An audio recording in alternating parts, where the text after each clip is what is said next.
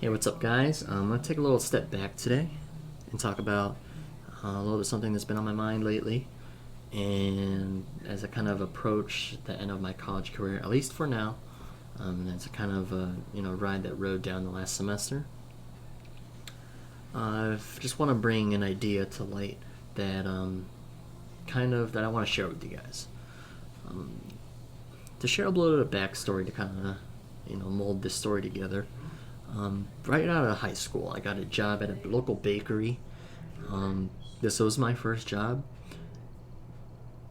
Worked my way up the ranks, fortunate enough to get to the position of like a shift manager. And I would go in, open the store as early as 5 a.m. and close the store. The hours are pretty nice. I would get out of there probably around like 7 p.m., 6 p.m.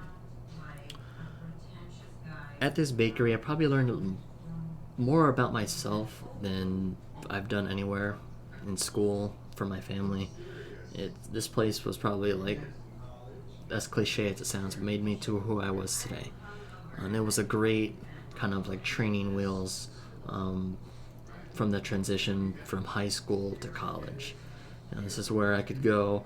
That was kind of outside my academics, outside of my family, outside of my relationships and all that. And just talk to genuine people from all different types of perspectives. I can tell you this, working there in the neighborhood that I live in, I was fortunate enough to meet a lot of different types of people who come from either the high class, paying class, they're lawyers, they're doctors, they're surgeons, they're engineers, whatever, a lot of different types of people. And then at the same time, I would run into, people who've been working for the government and just retired. People with, mental illnesses, physical illnesses, people who, quote unquote, are living against the law, who are kind of, living underground, so to speak, and people who are living in the shadows, not kind of living to who they really are, and they just want to talk to people about it. And that's the point that I want to emphasize the most. Day in and day out, I didn't realize until this now, or kind of in the beginning of the new year, the idea of self-fulfillment. I'm very, very fond of that idea. It really brings out the best in you, although it may be kind of selfish at sometimes. Through my failures and through my, the hardships of kind of living like that, I've, brought this, kind of taught me this really important idea that I want to share with you guys. Do not, and I'm going to say this once, do not ignore your DNA. Do not ignore your DNA.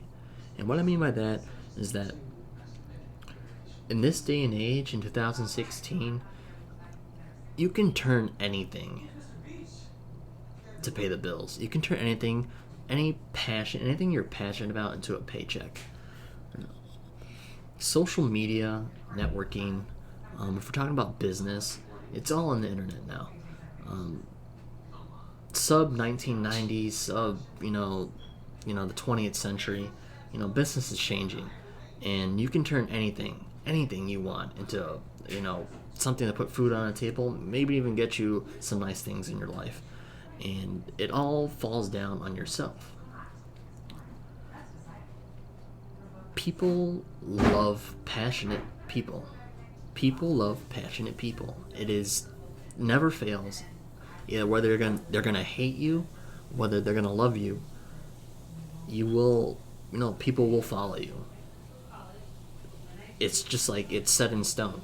In today's day and age, it's so easy to get yourself out there nowadays with how connected the world is all around. And now's the time to turn that passion into a paycheck.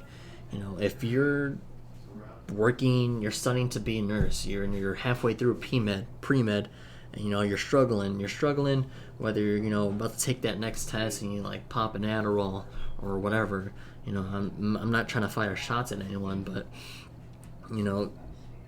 if you're just pushing yourself to get this done just to kind of get that high paying job so you can live that luxurious life that everyone wants to live, it's okay, but there are just more ways, and there's just a great opportunity that you're missing out right now. I'm going to stress this again. In 2016, the business world is changing. A lot of the society is kind of migrating to a more open society, as we see, same-sex marriage get outlawed, and or outlawed, whatever, get legalized, right? And now it's just starting to become conforming to society as a more like kind of quote unquote acceptable type of life. And